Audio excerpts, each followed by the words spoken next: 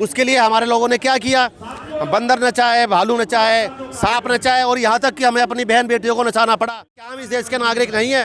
क्या हमें नागरिकता के बराबर साधन हमें नहीं मिलना चाहिए? सजा दी थी कि हमें आपराधिक जातियाँ घोषित करी है, तो आपराधिक जातियाँ अंग्रेजों ने घोषित की, तो आप लोग क्यों, आप किस लिए हो?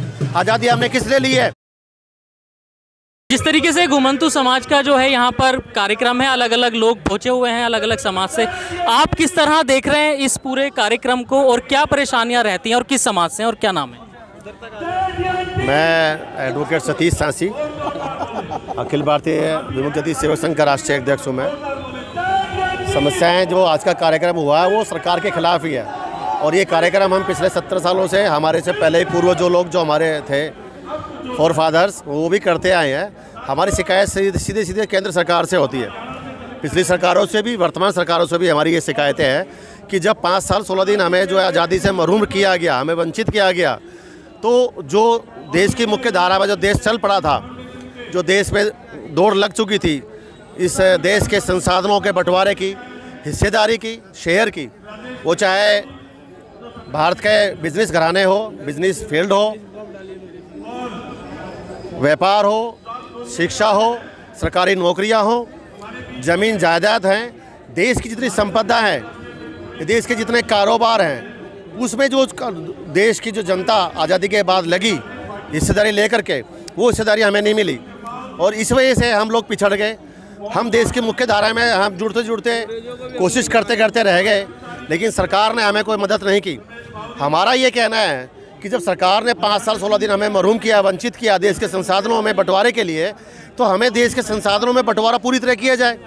हर एक फील्ड में, हर क्षेत्र के अंदर जहाँ जहाँ सरकारी संस्थान हैं, सरकारी, चाहे वो सरकारी ठेकेदारी हो, सरकारी नौकरियाँ हो, सरकारी कारोबार हो, उसमें भारतीय जो सरकारें बनती है, केंद्र की सरकार है, राज्य सरकार है, वहाँ पर चेयरमैनशिप, मेंबरशिप, जहाँ जहाँ सरकार के साथ द्वारा हमें सुविधाएं दी जाती है जनता को, वो हमें क्यों नहीं दी गई आज तक? और अगर नहीं दी गई तो हमारी लड़ाई इसी बात के लिए कि हमें मुख्य धारा में अगर जुड़ना चाहते हो तो हमें मुख्य धारा के संसाधन भी हमें बंटवारे के लिए हमारी हिस्सेदारी में दो, जिससे कि मुख्य धारा में आए।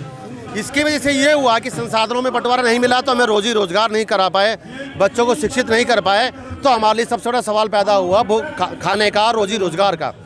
उसके लिए हमारे लोगों ने क्या किया, बंदर नचाए, भालू नचाए, सांप नचाए और यहाँ तक कि हमें अपनी बहन बेटियों को नचाना पड़ा, तो जाके हमें अपने बच्चों का पेट भरना पड़ा। हमारी सरकारों से ये है कि क्या हम इस देश के नागरिक नहीं है? क्या हमें नागरिकता के बराबर साधन हमें नहीं मिलना चाहिए? क्या हमें अधिकार नहीं मिलना चाहिए? क्या हम बाहर से विदेशी शरणार्थी हैं?